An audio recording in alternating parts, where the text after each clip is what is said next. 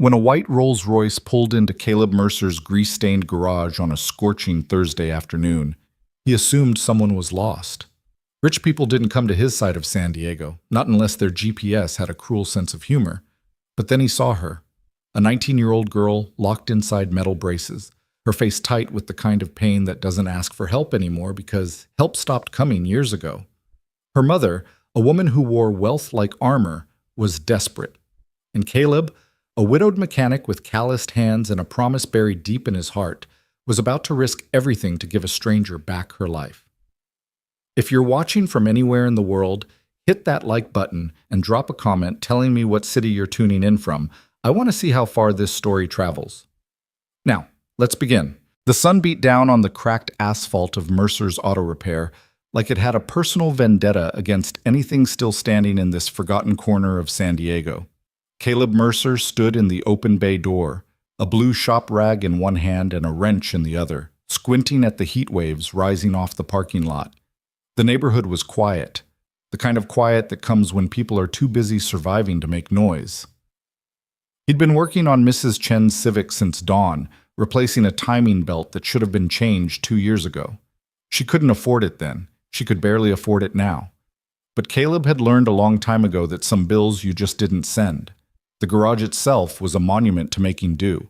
Cracked concrete floors, fluorescent lights that flickered when they felt like it, walls covered in calendars from parts suppliers dating back to 2015. The waiting area consisted of 3 mismatched chairs, a coffee maker that only worked if you hit it just right, and a collection of outdated magazines his late wife had organized before she got sick. He kept meaning to throw them out. 5 years later, they were still there.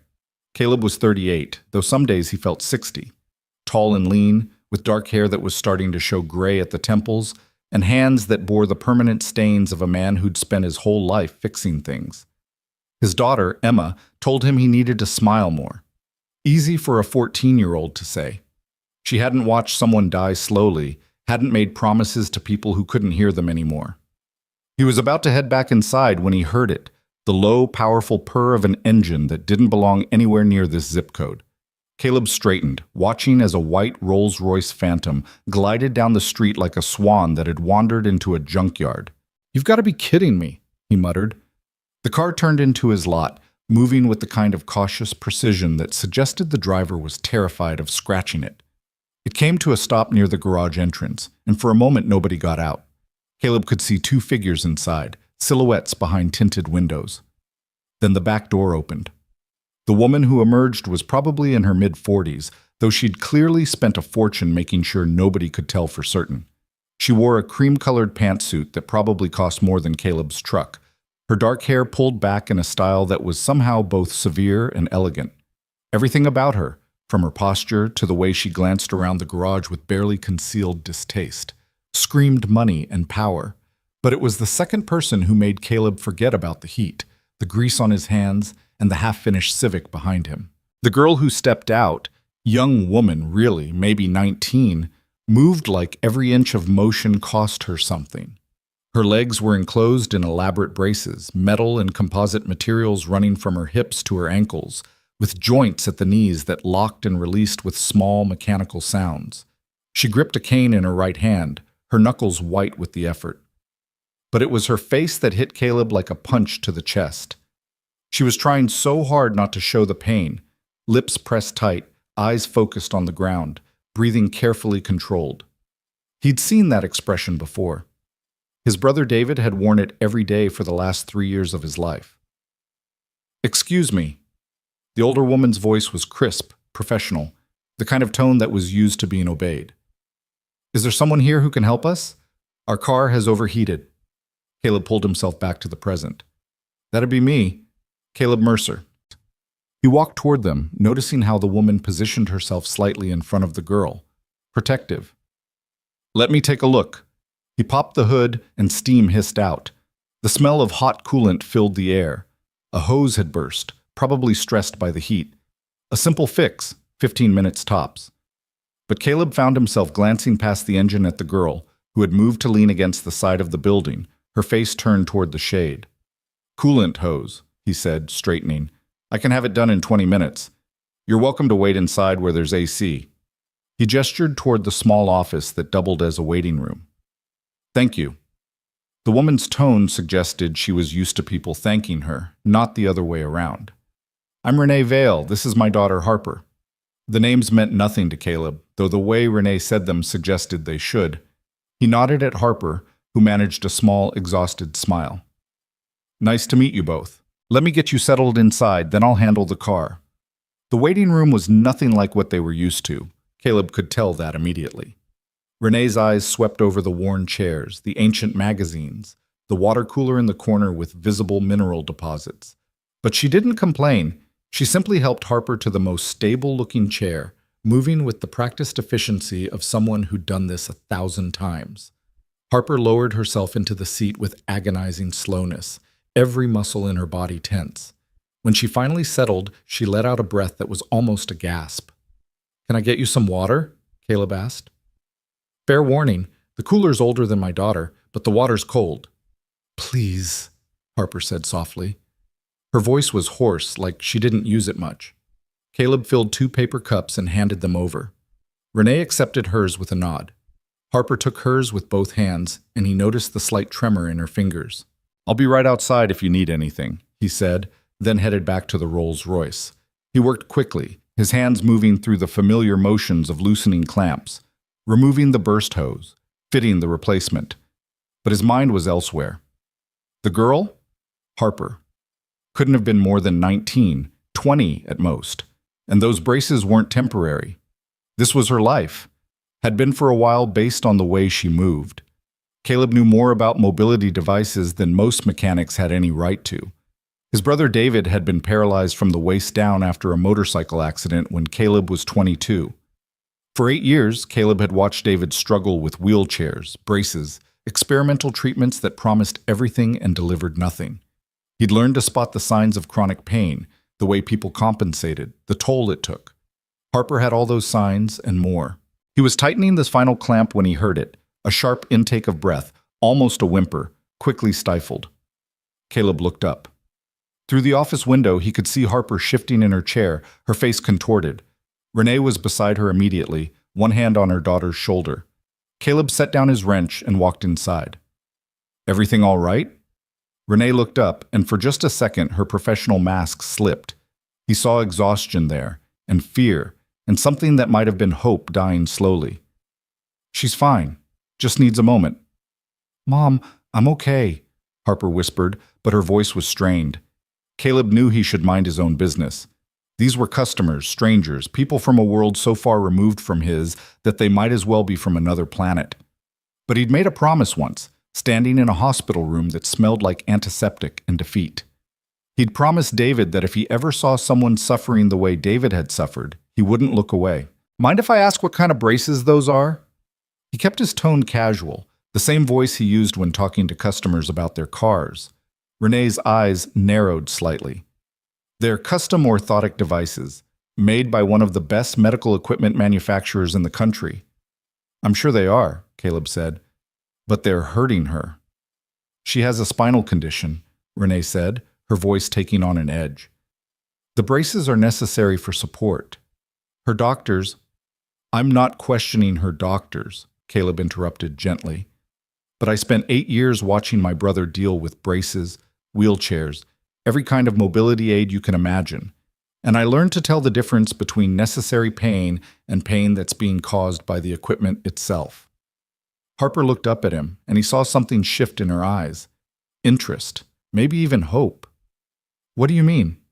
Caleb pulled up one of the other chairs and sat down, leaning forward with his elbows on his knees. When you're standing or walking, where does it hurt the most? My hips, Harper said immediately, and my lower back. But that's normal, the doctors said. It's compensation, Caleb said. Your body's trying to work around the braces instead of with them. May I? He gestured toward her legs.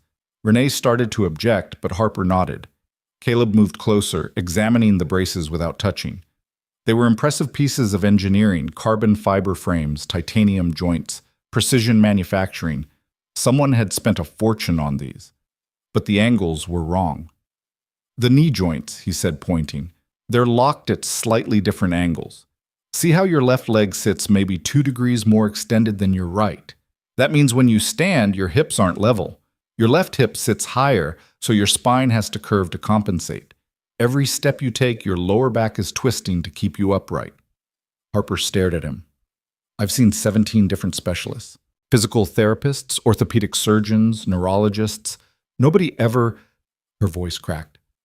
They all said the pain was part of my condition, that I just needed to manage it. How long have you been wearing these specific braces? Caleb asked. 3 years, Renee said quietly. They cost $800,000. Caleb let out a low whistle. Well, that's unfortunate, because they're wrong. The problem isn't your condition, it's that these are fighting your body instead of supporting it. Renee stood up abruptly. Mr. Mercer, I appreciate your concern, but my daughter has received care from some of the most renowned physicians in the world. People with decades of experience and multiple degrees, and I'm a mechanic with dirty hands and a high school diploma, Caleb said, standing to meet her eyes. I get it, but credentials don't mean much if the fundamentals are wrong. And the fundamental problem here is balance. Everything in motion, whether it's a car or a human body, needs to be balanced around its center of gravity. These braces are forcing Harper's center of gravity to shift with every step. That's why she's in pain. This is absurd, Renee said, but there was less conviction in her voice now. Let him look, Mom.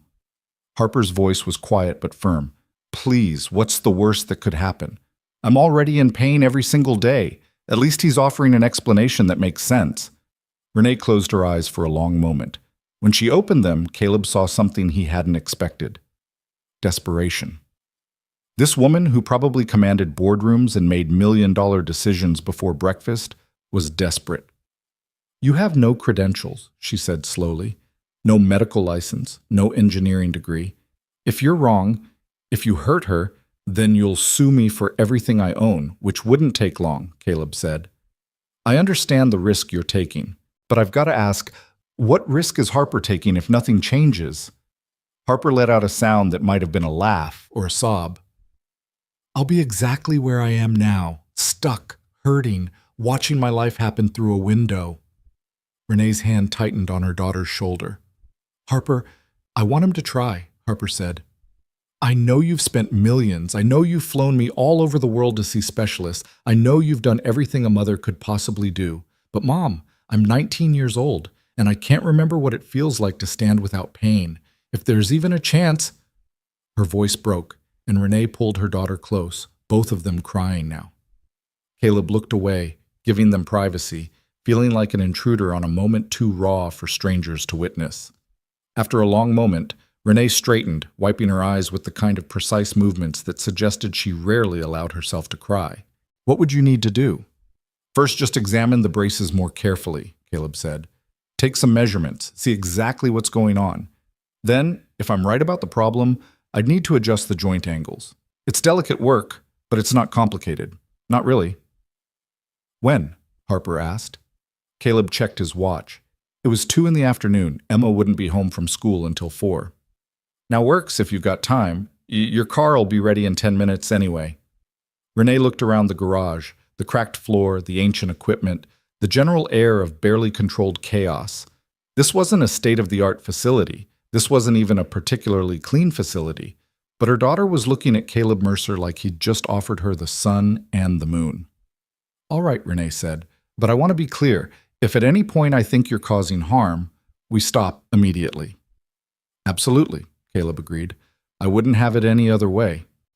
He finished the car repair while Renee made phone calls, canceling appointments, rescheduling meetings, using the kind of clipped, efficient language that suggested she was used to her schedule bending to her will rather than the other way around.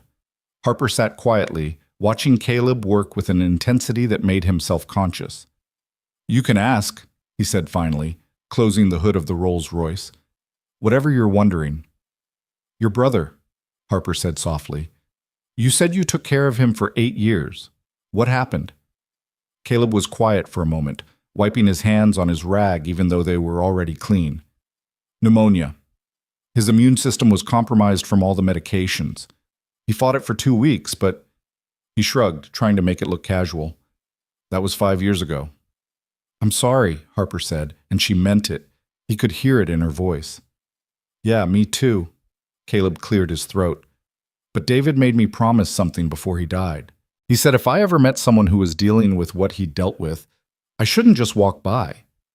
That's the thing about suffering. Once you've seen it up close, you can't unsee it. You can't pretend it's not happening. Harper nodded slowly. Most people pretend pretty well. Most people haven't watched someone they love struggle every day just to exist, Caleb said.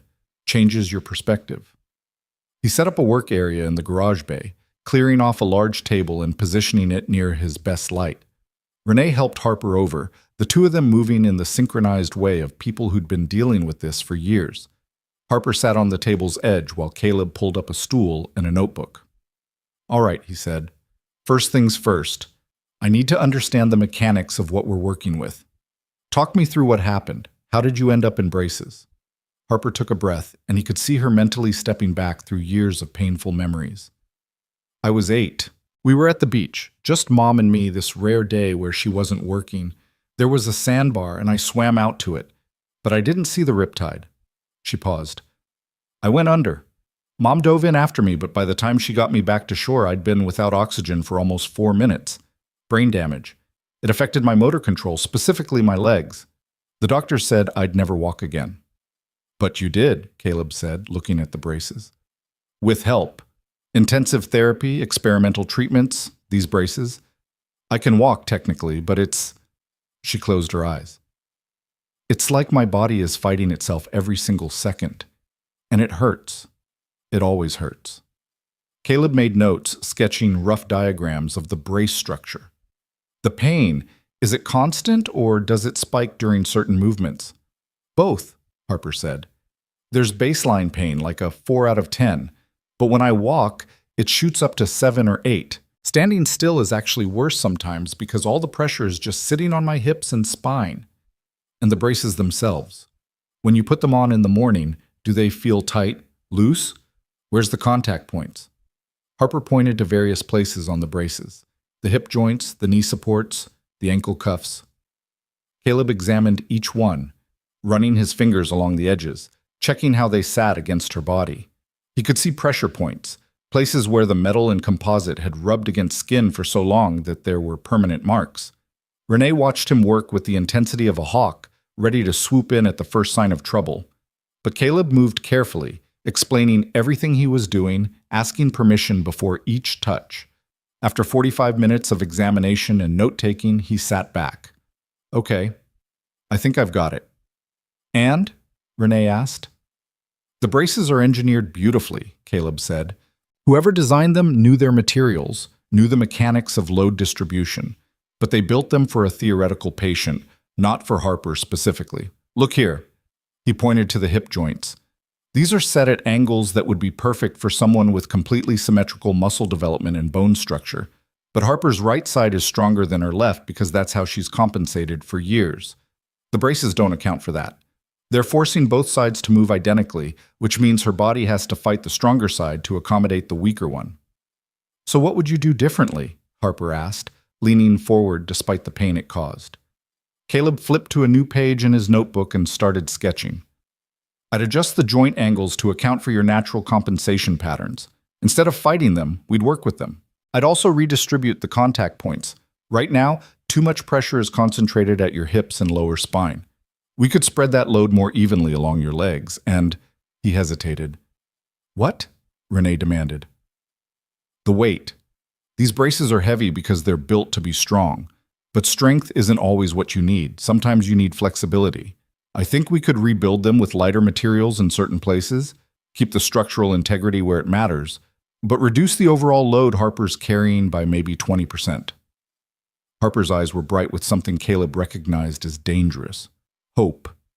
He'd seen it before, in David's eyes every time a new treatment was suggested. Hope was a knife that cut both ways. How long would it take, she asked, to make the adjustments? I'd need to take the braces apart, which means you'd need another way to get around.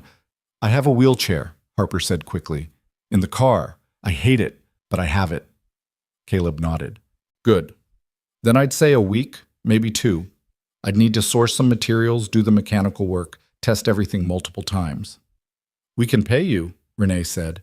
Whatever you need, I don't want your money, Caleb interrupted. Not yet. Not until we know if this actually works. If it does, you can pay me fair rate for the labor and materials. If it doesn't, he shrugged, then it's on me. Renee stared at him like he had just spoken a foreign language. I don't understand. Why would you do this? Caleb thought about David, about promises made in hospital rooms, and the weight of watching someone suffer when you couldn't help. He thought about his own daughter, Emma, and how he'd move mountains for her if she needed him to. Because I can, he said simply. And because Harper asked, that's enough. The silence that followed was broken by the sound of the office phone ringing. Caleb excused himself to answer it, Mrs. Chen asking about her Civic. He told her it'd be ready tomorrow, no charge for the extra work. When he came back, Harper and Renee were talking in low voices, their heads close together. They looked up as he approached. We'd like to proceed, Renee said formally, like they were signing a business contract. But I need to know, what if this makes things worse? What if you adjust something and Harper ends up in more pain? It was a fair question, the kind that required an honest answer. That's possible, Caleb admitted. Working with the human body is different from working with cars. There are more variables, more things that can go wrong. I can't guarantee this will work. All I can tell you is that I'll be careful. I'll test everything thoroughly, and if something doesn't feel right, we'll stop and reassess. Harper reached for her mother's hand. It's worth the risk. You don't know that, Renee said, but there was no heat in it, just fear. Yes, I do. Because right now, this is my life. Harper gestured at the braces, at her own body. Pain and limitation and watching everyone else move through the world while I'm stuck. If there's a chance, even a small one, that things could be different, I have to take it. Renee closed her eyes again, and Caleb saw her gathering herself, pulling on that armor of control and certainty. When she opened her eyes, she was all business. What do you need from us? They spent the next hour working out logistics. Harper would need to be without the braces for at least a week, probably 2. Renee would clear her schedule to stay with her daughter in San Diego. They'd get a hotel nearby. Caleb would need detailed specifications from the brace manufacturer, which Renee promised to obtain regardless of what confidentiality agreements she had to breach. By the time they left, the sun was starting to dip toward the horizon, painting the garage in amber light. Caleb helped Harper to the car. She'd switched to her wheelchair, which she maneuvered with practiced efficiency despite obvious distaste. Thank you, she said, looking up at him from the chair, for seeing me, for believing you could help. Haven't helped yet, Caleb said. Let's see if I can actually pull this off before we start celebrating. You will, Harper said with absolute certainty. I don't know why, but I believe you will. After they drove away, Caleb stood in the empty garage, looking at the notes he'd taken, the sketches he'd made. What had he just gotten himself into? He was a mechanic, not a medical professional. If this went wrong, if he hurt that girl? But then he thought about the look in Harper's eyes, that desperate, dying hope. He thought about David, about all the times he'd wish someone would just try something different instead of sticking to protocols and procedures that clearly weren't working. He thought about promises made and kept. All right, David, he said to the empty air. I'm going to need your help on this one. His phone buzzed. Emma, texting that she was home and starting homework. Caleb smiled, locked up the garage, and headed home. Tomorrow, he'd start figuring out how to keep the promise he'd just made. Tonight, he'd have dinner with his daughter and try not to think about all the ways this could go catastrophically wrong. Emma was waiting at the kitchen table when Caleb got home, her algebra textbook open, but clearly forgotten. At 14, she had her mother's eyes and her father's stubborn chin, and right now both were pointed directly at him with an expression he knew all too well. You're late, she said, not looking up from her phone. And you've got that look. What look? Caleb dropped his keys on the counter and headed for the fridge. The one you get when you're about to do something that's either really smart or really stupid, and you haven't figured out which yet. She finally glanced up. So what is it this time? Another project car you're going to restore and never finish? Caleb pulled out leftovers from last night's dinner and stuck them in the microwave. Not a car. A person. That got her attention. Emma set down her phone. What person? He told her about Harper and Renee, about the braces and the pain and the promise he'd made.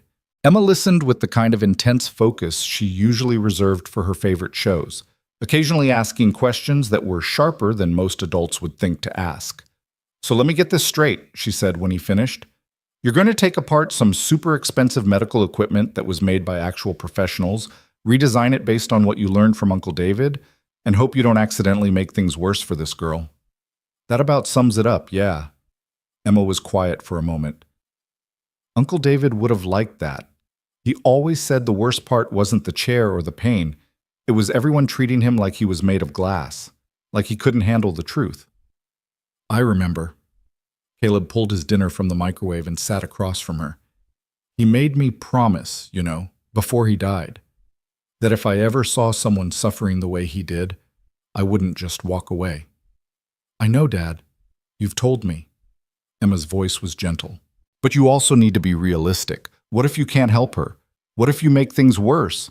It was the same question Renee had asked, and Caleb still didn't have a better answer. "Then I'll have to live with that. But Em, you didn't see her face. She's 19 years old, and she looks like she's already given up on everything that matters. If there's even a chance I can change that, then you have to try," Emma finished. "I get it. Just be careful, okay? You've got a tendency to care too much about other people and not enough about yourself." Caleb smiled. "When did you get so wise?" "I've always been wise. You just don't listen." She stood up and kissed the top of his head.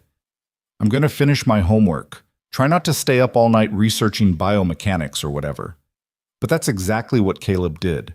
After Emma went to bed, he pulled out his laptop and dove into everything he could find about mobility braces, spinal injuries, compensation patterns, and gait mechanics.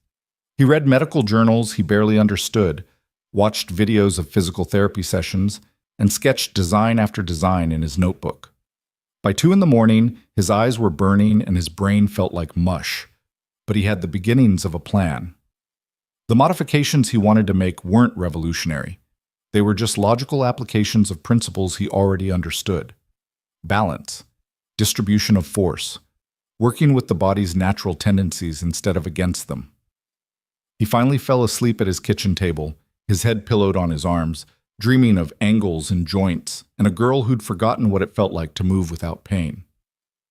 The next morning, Renee called at exactly 8 o'clock. Caleb was already at the garage, having woken at dawn with ideas he needed to work out on paper. "We're at the Bayfront Hotel," she said without preamble. "Room 412. When can you start?" "I need the manufacturer's specifications first," Caleb said. "And I want to take another look at the braces in better light, get some precise measurements. I'm having the specs sent to your email. They should arrive within the hour." There was a pause. "I may have threatened legal action to get them to cooperate." "I'm not going to ask." Caleb grabbed a notepad. "I can come by this afternoon, around 2? That work for you?" "We'll be here." The specifications arrived at 9:15, and Caleb spent the next 4 hours poring over them. The braces were even more sophisticated than he'd thought. Microprocessors in the joints that adjusted resistance based on movement patterns, sensors that tracked stress distribution, composite materials that were stronger than steel and lighter than aluminum. Someone had put serious engineering genius into these things. They just hadn't put in enough humanity. At 2 o'clock sharp, Caleb knocked on the door of room 412 at the Bayfront Hotel. Renee answered immediately, like she'd been waiting by the door. "Come in. Harper's resting, but she's awake." The hotel room was one of those suites that cost more per night than Caleb made in a week. Harper was on the couch by the window, her legs elevated on pillows, the wheelchair folded nearby. She looked tired, but she smiled when she saw him. "Hey," she said. "Ready to take me apart?" "Just the braces," Caleb said, setting down his tool bag. "You get to stay in one piece." He spent the next hour doing a detailed examination, measuring every joint angle, every contact point, every stress distribution pattern. He had Harper move through different positions, sitting, standing with support, taking a few careful steps, while he observed how the braces interacted with her body. Renee watched it all with hawk eyes, occasionally asking questions that revealed she'd spent the night doing her own research. She might not understand the mechanics the way Caleb did, but she was smart enough to know when something didn't make sense. "The left hip joint," she said at one point. Why is it set 2 degrees higher than the right? Because whoever designed these assumed Harper's hips were level, Caleb explained. But they're not. Her right hip sits slightly higher because of how her spine compensates for the muscle weakness on her left side. The braces are trying to force her into a position her body physically can't maintain. Harper winced as she shifted position. Is that why it always feels like I'm fighting myself when I walk? Exactly. Your body knows what it needs to do to stay balanced. The braces are telling it to do something different. That conflict is causing the pain. After the examination, Caleb laid out his plan. He'd need to disassemble the braces completely, which would take a full day. Then he'd adjust the joint angles, redistribute the contact points, and replace some of the heavier structural elements with lighter alternatives that would maintain strength while reducing weight. How long? Harper asked. 2 weeks if everything goes right. Maybe 3 if I run into problems. Caleb looked at Renee. And there will be problems. There always are when you're working with something this complex. What kind of problems? Renee's voice had that sharp edge again. Material issues, mostly. Some of what I want to do will require fabrication, custom parts that don't exist yet. I'll need to source materials, test them, make sure they can handle the stress loads, he paused. And there's always the chance I'll get everything put back together and realize I was wrong about the problem. Harper reached for her mother's hand. It's okay, Mom. I trust him. You trust too easily, Renee said, but there was no heat in it. She looked at Caleb. What do you need from us? Just patience. And Harper needs to be careful in the wheelchair. No risks, no pushing it. The last thing we need is an injury while we're doing this. They agreed that Caleb would take the braces with him that afternoon. Renee had already arranged for a car service to take Harper anywhere she needed to go, and the hotel was wheelchair accessible. Harper removed the braces with Caleb's help, a process that took 20 minutes and left her pale and shaking. God, I hate this part, she whispered as the last piece came off. Hate what? Caleb asked, carefully setting the brace components in the protective case he'd brought. Being helpless, being the girl in the chair who needs help with everything. Harper blinked hard against tears. I know I should be grateful I can walk at all. The doctors said I never would, but sometimes I just want to run, just once.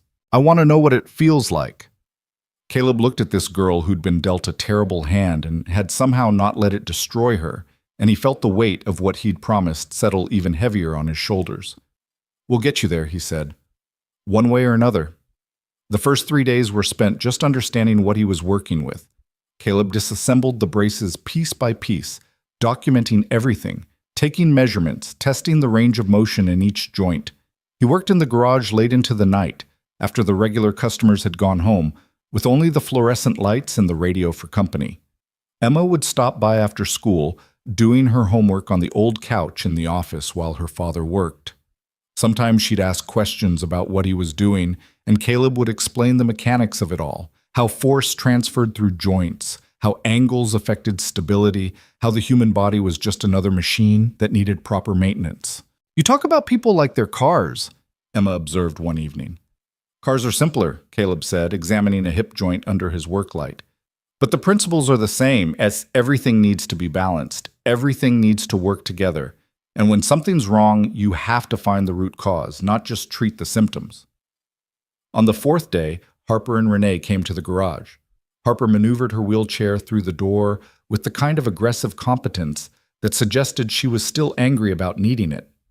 I wanted to see where the magic was happening, she said, looking around the space with genuine interest. Not much magic, Caleb said. Mostly just trial and error and a lot of swearing. He showed her the braces, now completely disassembled and laid out on his largest work table. Harper stared at all the pieces, the joints, the frames, the sensors, the composite panels, like she was seeing them for the first time. I've worn these for 3 years, she said quietly. I never really thought about how they worked. They were just part of me. That's the problem, Caleb said. They shouldn't feel like a part of you. They should feel like a tool you're using, something that makes your life easier, not harder. He walked her through his planned modifications, using the actual components to illustrate what he wanted to change. Renee asked sharp questions about structural integrity and safety margins. Harper just listened, her eyes tracking every movement, every explanation. Can I try something? She asked suddenly. Depends what it is, Caleb said. Harper wheeled over to the table and picked up one of the knee joints, turning it over in her hands. When I walk, this is the part that locks up sometimes. It's supposed to release smoothly, but it catches. Why? Caleb took the joint from her and examined it. See the sensor here? It's measuring the angle of flexion and telling the microprocessor when to release the lock. But the threshold is set too high. Your natural walking gait doesn't quite reach that angle, so the joint thinks you're not ready to advance to the next step. So it's waiting for me to do something I physically can't do. Exactly. Harper laughed, but it wasn't a happy sound. Story of my life. Everyone waiting for me to do things I can't do, then wondering why I'm not trying hard enough. Renee's hand tightened on her daughter's shoulder. Caleb saw years of frustration and grief in that simple gesture. Well, we're going to change the thresholds, he said. Make the joints respond to what you can actually do, not what some algorithm thinks you should do.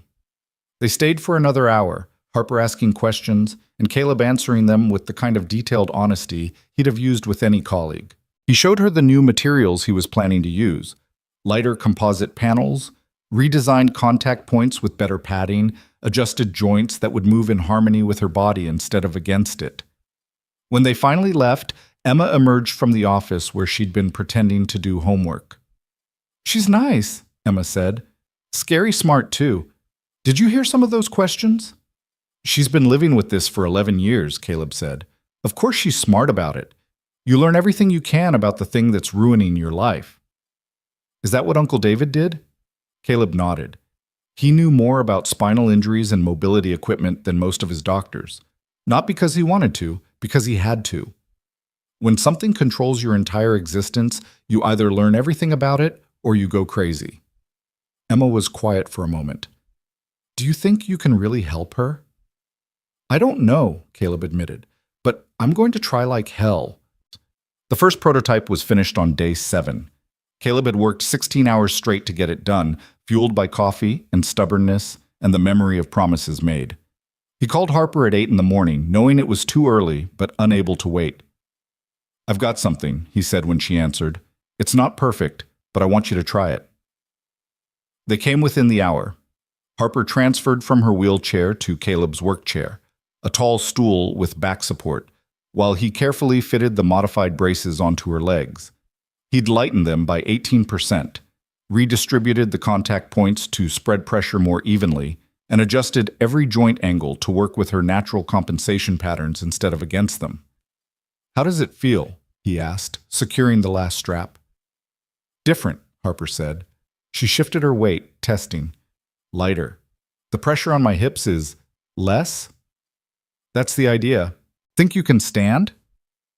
With Caleb on one side and Renee on the other, Harper eased off the stool and onto her feet. For a moment, she just stood there, breathing carefully. Well? Renee asked, her voice tight with controlled anxiety. It's better, Harper said slowly. The hip pain is definitely less, but she took a careful step, and Caleb saw her face change. Oh. What's wrong? Renee was already reaching for her. Nothing's wrong. It's just... Harper took another step, then another. The left knee. It's catching worse than before. Caleb swore under his breath. He'd adjusted the angle, but he'd overcorrected. The joint was now releasing too early, causing Harper's left leg to buckle slightly with each step. Okay, let's get you sitting, he said, guiding her back to the stool. I see what happened. I can fix it. How long? Harper asked, and he could hear the disappointment she was trying to hide. 2 days? Maybe 3? I need to recalibrate the sensor thresholds and adjust the joint resistance.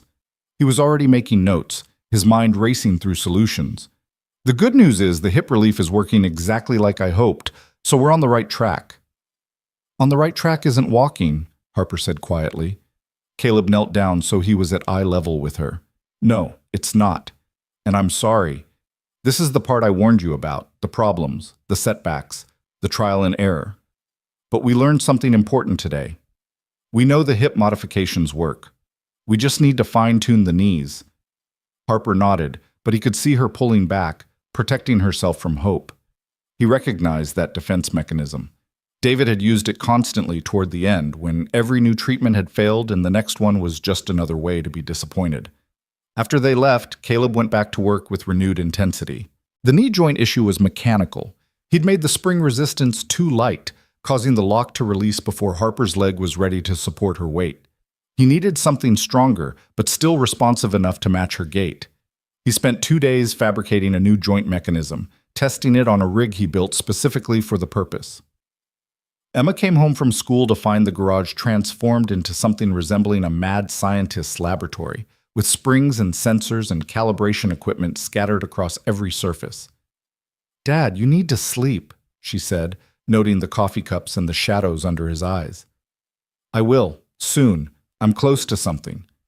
"That's what you said yesterday, and the day before." She grabbed his shoulders and turned him to face her. "Harper needs you to succeed, which means she needs you to not collapse from exhaustion.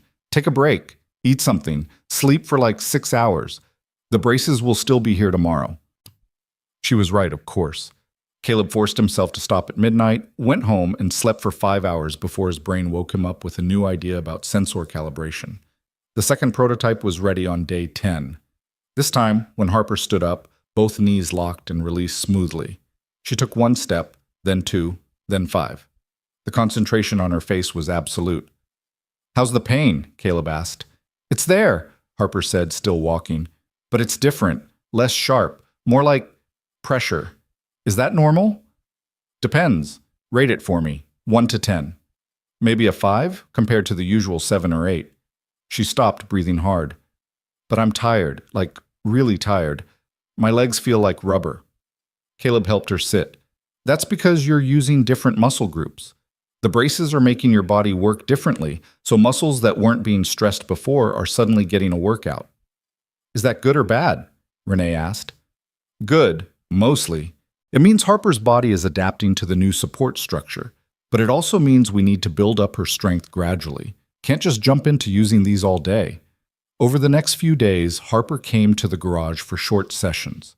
20 minutes at first, then 30, then 45. Each time, Caleb made small adjustments based on her feedback.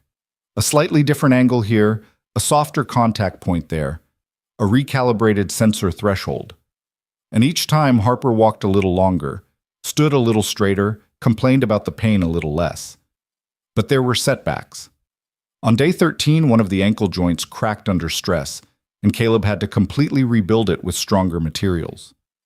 On day 15, Harper developed a pressure sore on her right hip from a contact point that was positioned 2 millimeters too far forward. Each problem sent Caleb back to the drawing board, testing and adjusting and testing again. Emma watched her father work with a mixture of pride and concern. "You're going to fix this," she told him one night. "I know you are." "How do you know?" Caleb asked, not looking up from the joint he was recalibrating. "Because you promised, and you don't break promises. Not to Uncle David and not to Harper." On day 16, everything came together. The modifications were complete, the calibrations were perfect, and when Harper stood up, she didn't wince. She took 1 step, then another, then started walking around the garage with increasing confidence. "How do you feel?" Caleb asked, watching her carefully for signs of pain or instability. "Good," Harper said, and then she stopped, her eyes widening. "Actually good. Not just better than before, but actually genuinely good. My hips don't hurt, my back doesn't hurt. I'm tired, but I'm not in pain." She looked at her mother, who had both hands pressed to her mouth, tears streaming down her face. "Mom, I'm not in pain," Harper whispered. Renee pulled her daughter into a fierce hug, and they both cried while Caleb politely turned away, pretending to check his notes. These moments weren't for him. He was just the mechanic who'd turned some wrenches and adjusted some angles. But when Harper pulled away from her mother and hugged him too, he let himself feel it, the weight of a promise kept, the relief of success against odds, the simple human satisfaction of fixing something that was broken. "Thank you," Harper whispered against his shoulder. "Thank you, thank you, thank you." "You're welcome," Caleb said, his voice rough. "But we're not done yet. This is just the beginning." Because what came next wasn't celebration. It was proof. Harper could walk around the garage without pain, but the garage was controlled territory. Flat floors, no obstacles, Caleb standing by ready to catch her if something went wrong. The real world was different. The real world had curbs and stairs and uneven pavement, and people who didn't slow down or make room. "I want to try outside," Harper said the next morning, arriving at the garage with a determination Caleb hadn't seen before. Actual sidewalks, actual streets. Renee looked less certain. "Maybe we should wait. Make sure everything's stable first." "It's been stable for 3 days, Mom. I've walked around this garage probably 100 times. I need to know if this works in real life or if it only works here." Harper's jaw was set in a way that reminded Caleb of his own daughter when Emma had made up her mind about something. "She's right," Caleb said. "We need to test this in real conditions. But we start small, just around the block. I'll walk with her, and you can follow in the car in case we need a quick exit." They set out 20 minutes later, Harper moving slowly but steadily down the cracked sidewalk outside Mercer's Auto Repair. Caleb stayed close, but not too close, giving her space to find her own rhythm. Renee drove behind them at walking pace, hazard lights on, looking like she was escorting a presidential motorcade. The first obstacle was a section of sidewalk that had buckled from tree roots, creating an uneven surface that tilted at awkward angles. Harper approached it carefully, testing each step. "The left knee is compensating differently," she said, not stopping. "I can feel it adjusting to the slope." "Is it painful?" "No, just different, like my leg is actually working with me instead of against me." They made it around the block, 4 streets, maybe half a mile total, and Harper was exhausted but smiling. Not the polite smile she'd worn in the beginning, but something real and bright and full of wonder. "I did it," she said, half laughing, half crying. "I walked around the block without wanting to die." "You did more than that," Caleb said. "You adapted. Your body figured out how to work with the braces on uneven terrain. That's huge." Over the next week, they increased the difficulty. Longer walks, steeper inclines, a shopping mall with tile floors and crowds of people. Each expedition revealed small issues that Caleb would adjust back at the garage. A sensor that was too sensitive to sudden movements, a contact point that rubbed during extended walking, a joint that needed different resistance for uphill versus downhill. But the pain never came back, not the sharp, constant agony that Harper had lived with for 3 years. She got tired, her muscles got sore from the unaccustomed exercise, but it was the normal exhaustion of physical activity, not the grinding torment of a body fighting itself. Emma started joining them on the walks, chatting with Harper about school and music and the particular frustrations of being a teenage girl. Caleb would walk slightly ahead, giving them privacy, but he'd catch fragments of conversation that made him smile. "So, your dad just decided to help you?" Emma was asking. "Just like that?" "Just like that," Harper said. "I think I reminded him of your uncle." "You did. He gets this look sometimes when he talks about Uncle David, like he's still trying to save him." Emma was quiet for a moment. "But you're not Uncle David. You're getting better. Thanks to your dad." "Thanks to both of you," Emma corrected. "He couldn't have done this if you weren't willing to trust him. That takes guts." On the 15th day after the modifications were complete, Harper walked into the garage without her cane. She'd been using it less and less, but this was the first time she'd arrived without it at all. "Look at you," Caleb said, grinning. "Getting cocky." "Getting confident," Harper corrected. "There's a difference." She demonstrated by walking the length of the garage and back, her gait smooth and balanced. "I want to try something." "What kind of something?" Harper took a breath. "I want to try running." The silence that followed was heavy. Renee, who'd been checking her phone, looked up sharply.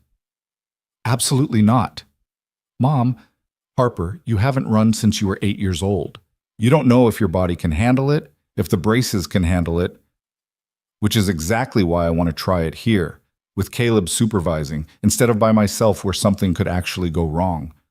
Harper's voice was steady, reasonable. "I've been walking for 2 weeks without pain. My muscles are getting stronger. The braces are stable. I want to know what I'm capable of." Caleb understood the impulse. After years of limitation, the possibility of freedom was intoxicating, but he also understood the risk. Running put exponentially more stress on joints and supports than walking. If something failed at speed, Harper could be seriously hurt. "Let's compromise," he said. "Not running, not yet. But we could try jogging. Very light, very slow, just to see how the braces respond to increased impact." Renee looked like she wanted to argue, but Harper was already nodding. "Okay, yes, let's try that." They cleared a path through the garage, moving equipment and cars to create a straight runway about 30 yards long. Caleb set up a camera to record the test. If something went wrong, he wanted footage to analyze. Then he walked Harper through a series of stretches, warming up muscles that hadn't been asked to run in over a decade. "Start slow," he instructed. "Not even a jog yet, just a fast walk. I want to see how the braces handle the increased pace before we add impact." Harper started walking, then gradually increased her speed. The braces moved smoothly, joints adjusting to the faster rhythm. Her breathing got heavier, but her form stayed stable. "How does it feel?" Caleb called. "Good. Really good." Harper's face was flushed with exertion and excitement. "Can I go faster?" "Little bit. Don't push it." Harper increased her pace to something between a walk and a jog, her feet barely leaving the ground. And then, whether by intention or instinct, she pushed off harder and her stride opened up, and for 3 steps, just 3, she was actually running. The 4th step, her left knee buckled slightly. Not enough to make her fall, but enough to scare everyone watching. Harper immediately slowed to a walk, breathing hard. "I'm okay," she said quickly, seeing the panic on her mother's face. "I'm okay. The knee just—" It felt like the lock released a fraction too early. Caleb was already reviewing the camera footage on his phone, watching the moment in slow motion. Harper was right. The sensor had released the lock about 50 milliseconds too soon, causing a momentary instability. At walking speed, it wouldn't have mattered. At running speed, it had nearly caused a fall. "No more running," Renee said flatly. This was a mistake. "It wasn't a mistake," Caleb said, still studying the footage. "It was information. Now we know the sensors need recalibration for higher impact activities. I can fix this." "You can't fix everything!" Renee's voice cracked, years of fear and frustration breaking through her controlled exterior. "You're a mechanic, not a miracle worker. My daughter could have been seriously hurt just now." "But she wasn't," Harper said quietly. "And now we know what needs to be adjusted." "Isn't that how this works? Test, learn, improve?" "That's how it works when you're building a car," Renee shot back. "Not when you're experimenting on my daughter's body." The words hung in the air like smoke. Caleb felt them land, felt the accusation behind them. She wasn't wrong. He was experimenting, using trial and error on a human being who trusted him. The fact that it had worked so far didn't mean it would keep working. The fact that Harper wasn't in pain anymore didn't mean she was safe. "Maybe we should stop here," he said quietly. "The braces work for walking. That's more than you had 2 weeks ago. Pushing for more, pushing for running. Maybe that's too much risk for too little gain." Harper's head snapped up. "No, don't you dare give up on me now." "I'm not giving up. I'm being realistic about—" "Realistic?" Harper's voice rose, anger replacing the usual careful control. "You want to talk about realistic? Realistically, I should be in a wheelchair for the rest of my life. Realistically, I should never have walked again after what happened to me. Realistically, every doctor my mother's millions could buy told me to accept my limitations and be grateful for what I had." She was crying now, furious tears that she didn't bother to wipe away. "You're the first person who looked at me and saw possibility instead of limitation. You're the first person who thought maybe, just maybe, I deserved more than just good enough. And now you want to stop because one sensor needs recalibration?" "Harper," Renee started, but her daughter wasn't finished. "I've spent 11 years being careful, being realistic, being grateful for scraps. And I'm done. I'm so completely done with settling for less than what I'm capable of." Harper turned to Caleb. "You told me the braces should be a tool, not a prison. Well, right now they're a tool that lets me walk. I want them to be a tool that lets me run. I want them to be a tool that lets me live without constantly wondering what I'm missing." The garage was silent except for the hum of the fluorescent lights and Harper's ragged breathing. Caleb looked at this girl who'd been through more in her 19 years than most people experienced in a lifetime, who'd been knocked down by fate and expensive medical equipment and her own body, and who was still fighting for more. He thought about David, who'd fought until the very end, not for a cure, but simply for dignity, for the chance to live on his own terms instead of the terms his injury dictated. He thought about Emma, who'd learned from watching her uncle die that sometimes the bravest thing you could do was refuse to accept the limits other people set for you. All right, Caleb said, we keep going, but we're smart about it. I recalibrate the sensors, we test everything thoroughly, and we don't try running again until I'm absolutely certain the braces can handle it. Harper nodded, wiping her eyes. Thank you. Renee looked like she wanted to argue, but she just closed her eyes and took a long breath. I can't lose you, she said finally. You're all I have. If something happens because we push too hard, nothing's going to happen, Mom. Caleb won't let it. Harper's certainty was absolute, the kind of faith that was both humbling and terrifying. The sensor recalibration took 3 days. Caleb didn't just adjust the existing thresholds. He completely rewrote the response protocols, creating different modes for different activities. Walking mode, where the sensors prioritize smooth transitions and energy efficiency. Athletic mode, where they prioritize stability and impact absorption. Emergency mode, where they locked immediately if they detected a fall pattern. He tested each mode exhaustively on his rig, running thousands of simulated cycles, stress testing the joints under conditions that mimicked running, jumping, even falling. Emma would come home from school to find the garage filled with the rhythmic clicking of joints, engaging and releasing, her father hunched over his laptop, adjusting code and watching data streams. You know you're kind of obsessed, right? She said one evening. I prefer dedicated, Caleb replied, not looking away from his screen. Dad, when was the last time you ate something that wasn't delivered in a cardboard box? He had to think about it. Tuesday? It's Friday. Come on, I'm making actual food. Emma physically pulled him away from his workstation.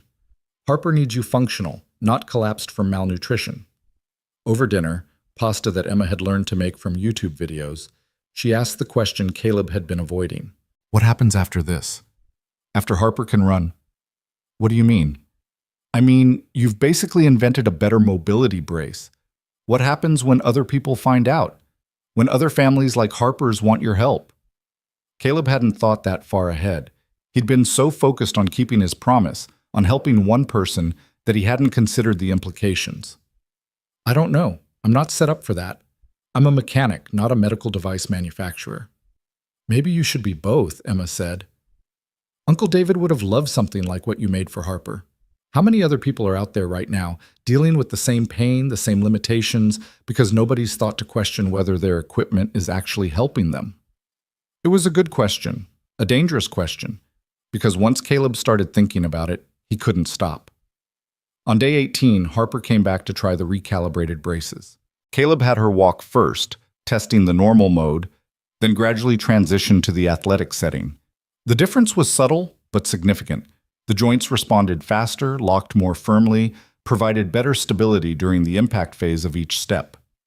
How does it feel? Caleb asked. Powerful, Harper said, a slow smile spreading across her face. Like the braces are actually supporting me instead of just tolerating me.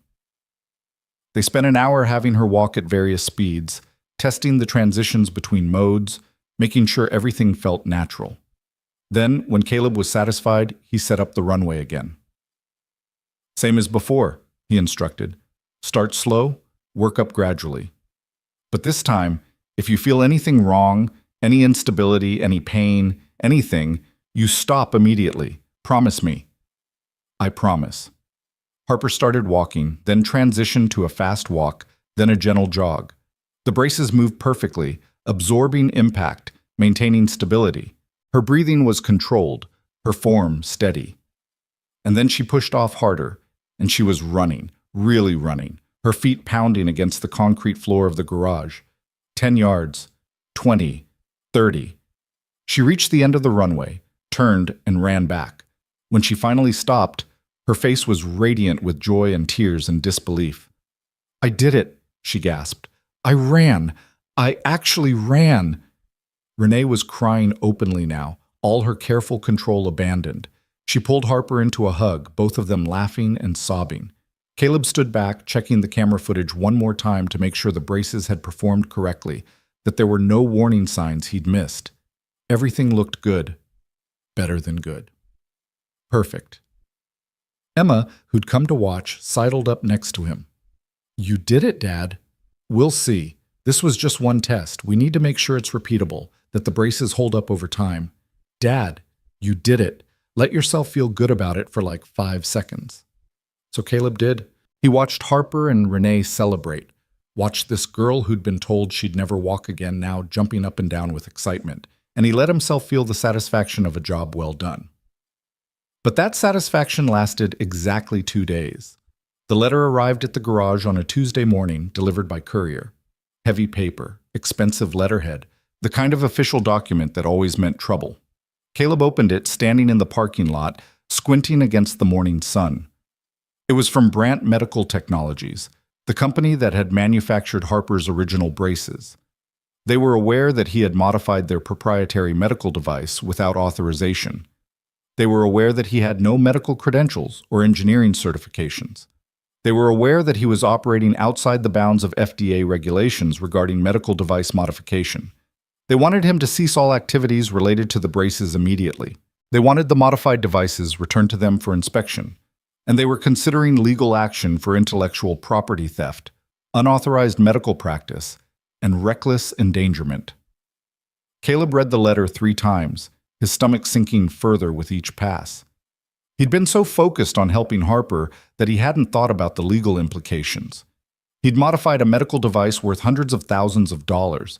He'd effectively practiced medicine without a license, and now a major corporation with unlimited legal resources wanted to shut him down. He called Renee. She answered on the first ring. "We got one too," she said before he could speak. "They're threatening to sue me for allowing unauthorized modification of medical equipment. They're threatening to report Harper's case to the medical board as an example of what happens when people circumvent proper channels." "I'm sorry," Caleb said. "I should have thought about this. Should have known there would be consequences."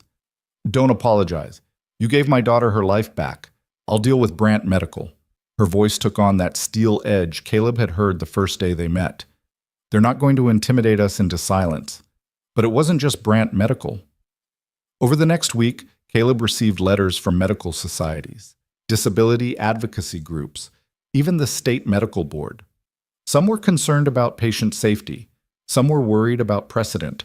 Some were just angry that an outsider had succeeded where certified professionals had failed. The pressure was intense and constant.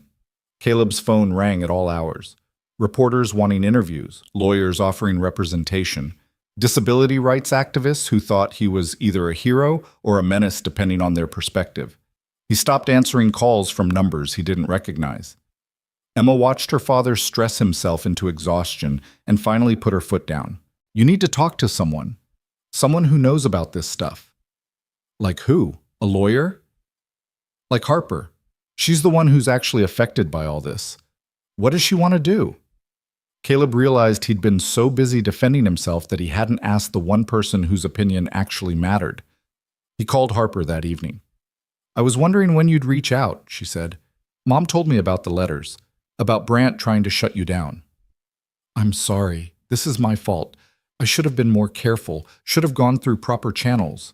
Caleb, stop. "There are no proper channels for what you did. That's the whole problem." Harper's voice was firm.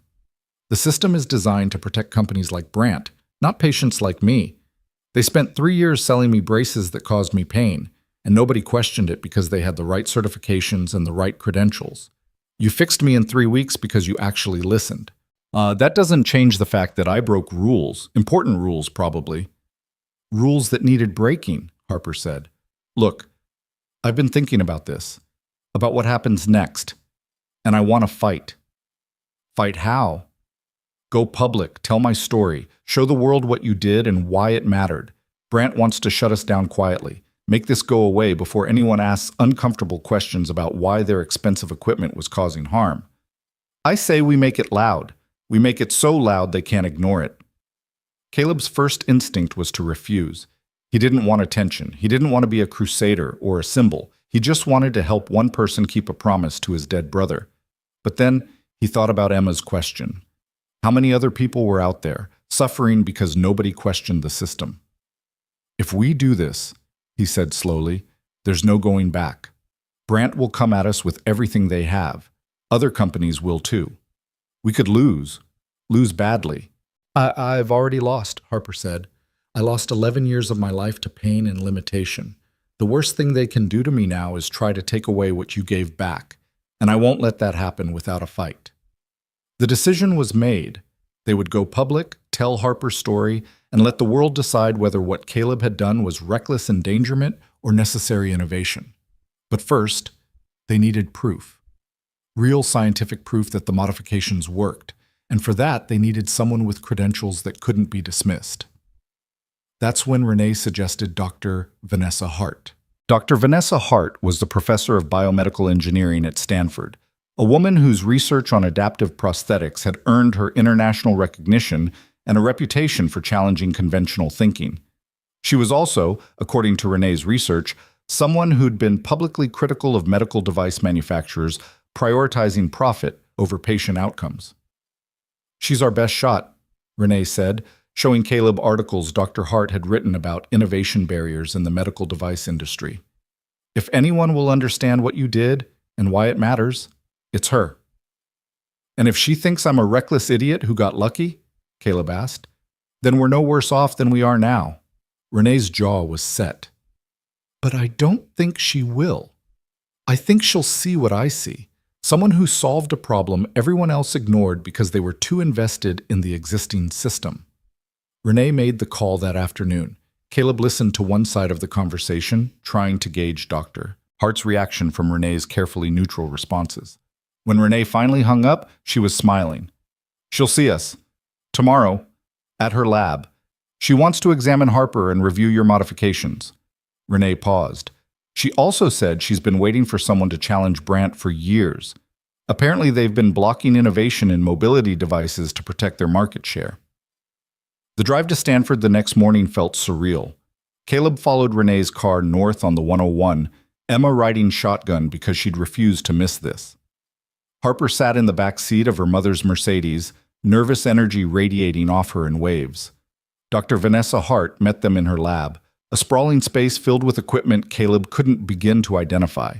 She was in her early 50s, black, with natural hair pulled back in a bun and sharp eyes that missed nothing. She shook Caleb's hand with a grip that suggested she didn't suffer fools. Mr. Mercer, I've read the documentation Ms. Vale sent over. Impressive work for someone without formal engineering training. Her tone was neutral, giving nothing away. Thank you, I think, Caleb said. It wasn't entirely a compliment. Your methods were unorthodox, your safety protocols were practically non-existent, and you took risks that could have resulted in serious injury.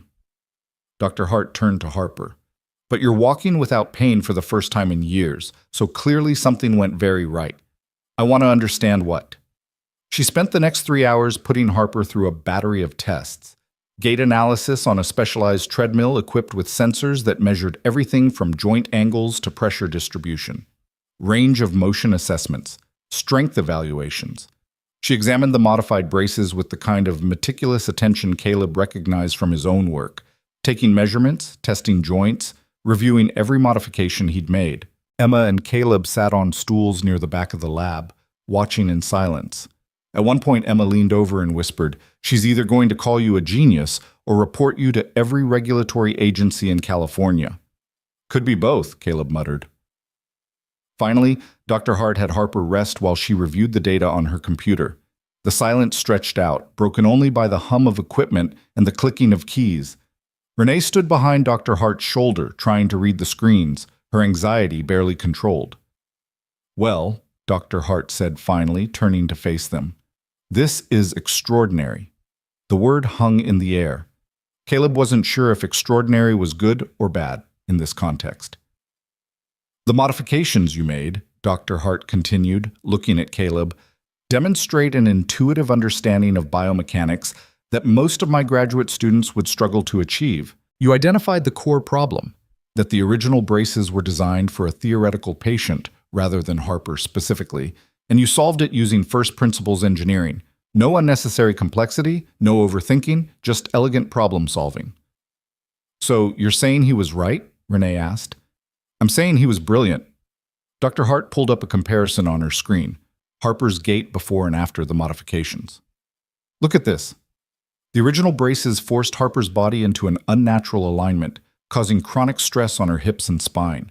Mr. Mercer's modifications work with her body's natural compensation patterns.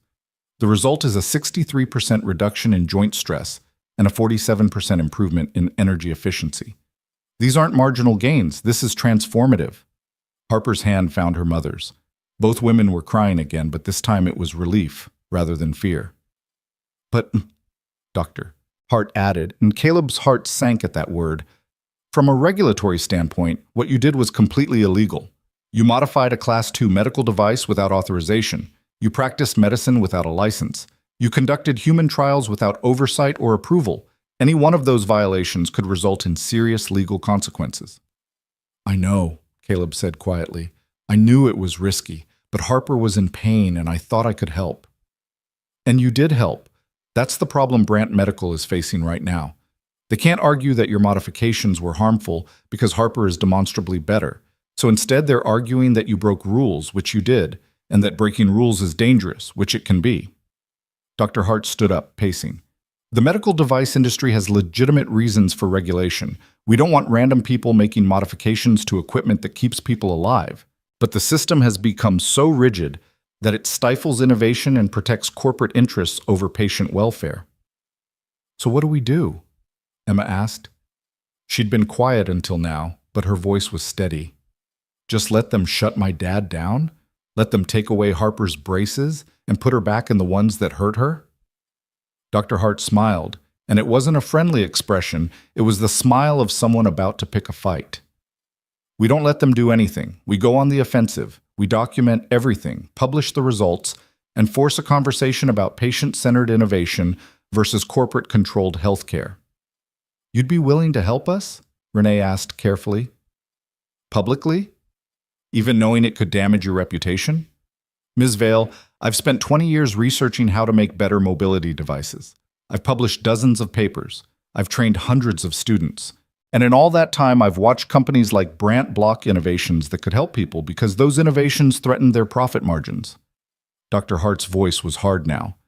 Your mechanic solved in 3 weeks what the medical establishment has been failing to solve for decades. If I don't stand up for that, what's the point of any of my work? The plan came together over the next few hours. Dr. Hart would conduct a full analysis of Harper's case, documenting the problems with the original braces and the improvements from Caleb's modifications. She'd present the findings in a paper submitted to a major medical journal, with Harper and Caleb listed as co-authors, and she'd testify on their behalf if Brant Medical followed through on their legal threats. It won't be easy, Dr. Hart warned. Brant has lawyers, money, and influence. They'll attack your credentials, question your motives, try to paint you as a dangerous amateur playing with people's lives. Let them try, Harper said. Her voice was quiet but absolutely certain. I'll tell anyone who'll listen what those braces did to me and what Caleb's modifications gave me back. They left Stanford as the sun was setting, the bay stretching out golden and endless to their left. Emma fell asleep in the passenger seat, exhausted from the emotional intensity of the day. Caleb drove in silence, processing everything that had happened. His phone buzzed with a text from Renee. Thank you for everything, for not giving up. He didn't know how to respond to that, so he just sent back a thumbs-up emoji and focused on the road. The media attention started 3 days later when Dr. Hart released a preliminary statement to the press about her findings. The story was irresistible. Billionaire's daughter healed by humble mechanic, medical establishment threatened by outsider innovation, David versus Goliath with mobility braces instead of slingshots. Caleb's phone exploded with interview requests. Local news, national news, medical journals, disability advocacy groups, everyone wanted a piece of the story. He turned them all down at first, uncomfortable with the attention, but Renee convinced him that silence would let Brant control the narrative. We need to tell your side, she insisted. Show people who you are and why you did this. So Caleb agreed to one interview with a local San Diego station that had covered community stories in his neighborhood for years. The reporter, Maria Gonzalez, met him at the garage on a Wednesday afternoon, her cameraman setting up shots of the workspace where the miracle had happened. "Tell me why you did this," Maria said once they were rolling. "You're not a doctor. You're not an engineer. Why take the risk?" Caleb thought about all the polished answers he could give, all the ways he could make himself sound noble or heroic. But he'd never been good at pretense. "My brother was paralyzed," he said simply. "I watched him suffer for 8 years with equipment that was supposed to help, but mostly just reminded him of everything he'd lost. When I saw Harper dealing with the same thing, I couldn't walk away. I made a promise to my brother before he died that I'd help if I ever could. This was my chance to keep that promise." The interview aired that evening. By morning, it had been picked up by national outlets. Caleb woke to find his garage surrounded by news vans and reporters shouting questions. He called Emma to warn her there might be media at her school, then texted Renee for advice on how to handle the circus his life had become. Her response was immediate. "Don't talk to anyone else. We're scheduling a press conference for tomorrow. Harper wants to speak." The press conference was held at a hotel in downtown San Diego, a room that could hold maybe 200 people but felt packed with 300 crammed inside. Renee had arranged everything: the podium, the microphones, the backdrop with a simple message: patient care over corporate profit. Harper sat at the table in her modified braces, Caleb on one side and Dr. Hart on the other. Renee stood slightly behind, one hand on her daughter's shoulder. The room was hot with bodies and camera lights, the air thick with anticipation. Harper's prepared statement was simple and devastating. She described 11 years of pain, of doctors who told her it was normal, of expensive equipment that made her feel like a prisoner in her own body. She described meeting Caleb, his careful questions, his refusal to accept that suffering was inevitable. And she described the moment she walked without pain for the first time, the moment she ran, the pure joy of discovering her body could work with her instead of against her. "Brant Medical is threatening legal action," Harper said, her voice steady despite the emotion behind it. "They say Mr. Mercer broke rules. They say he's not qualified. They say what he did was dangerous." She paused. "But I'm sitting here in braces that don't hurt me. I'm sitting here able to walk and run and live my life. And Brant wants to call that dangerous? They want to take this away from me because Caleb doesn't have the right pieces of paper on his wall?" The room erupted in questions. Harper fielded them with impressive composure, never defensive, always focusing on the facts of her experience. Dr. Hart provided the scientific credibility, explaining the biomechanics, the improvements, the potential for this approach to help others. Caleb said as little as possible, uncomfortable with being called a hero or an innovator. He was just a mechanic who'd kept a promise. But the public reaction was overwhelmingly supportive. Social media lit up with Harper's story. Disability rights advocates praised her courage. Other patients started coming forward with their own stories of medical equipment that caused more harm than good. The narrative Brant had hoped to control was slipping away from them. Then came the backlash. Medical societies issued statements about the dangers of unlicensed practice. Brant released their own press conference, featuring doctors who warned about the risks of modifications made without proper testing or oversight. They trotted out worst-case scenarios: equipment failures, injuries, deaths, all the terrible things that could happen when amateurs played doctor. "He got lucky," one orthopedic surgeon said on a morning talk show. "This time it worked out. But for every success story like Harper Vale, there could be 10 disasters we never hear about. The regulations exist for a reason." The uncertainty was exhausting. Caleb found himself second-guessing everything, lying awake at night wondering if the surgeon was right. What if he had just gotten lucky? What if the next person he tried to help got hurt?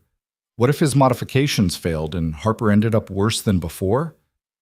Emma found him in the garage at 2 a.m, staring at Harper's braces like they held answers to questions he hadn't figured out how to ask yet. "Can't sleep?" she said, pulling up a stool beside him. "Wondering if I made a mistake. Not in helping Harper, in going public with it. Maybe I should have just fixed her braces and left it at that. And let Brant keep selling equipment that hurts people? Let other families suffer because nobody wants to challenge the system?" Emma shook her head. "Dad, I know this is scary, but you did something important. You proved that the system isn't always right, that sometimes the people with the credentials are wrong and the people with the heart are right. Your mother would have hated this, Caleb said. She always said I took too many risks, cared too much about other people's problems. Mom also said you had the biggest heart of anyone she'd ever met. Emma's voice was gentle.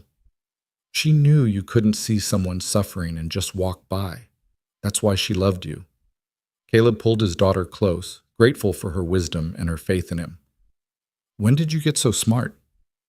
I've always been smart. You've just been too busy saving people to notice. The federal hearing was scheduled for 3 weeks later in Washington, D.C., a preliminary review to determine if Caleb's actions warranted prosecution. Renee hired lawyers, expensive ones who specialized in medical device litigation. They prepped Caleb on what to say, how to present himself, how to appear competent but not arrogant, knowledgeable but not presumptuous. Just be yourself, one lawyer advised. You're a sympathetic figure, the working-class hero who helped someone in need. Don't try to be something you're not. The night before they flew to D.C., Caleb sat in his garage one last time, looking at the space where everything had started. The old chairs, the coffee maker, the scattered tools and equipment. This was who he was, a mechanic in a rundown garage, trying to fix things that were broken. He thought about David, about the promise made in a hospital room 5 years ago. He thought about Harper, about the trust she'd placed in him when she had every reason to be skeptical. He thought about Emma, watching her father take a stand for what he believed in despite the risks. Whatever happened tomorrow, he'd kept his promises.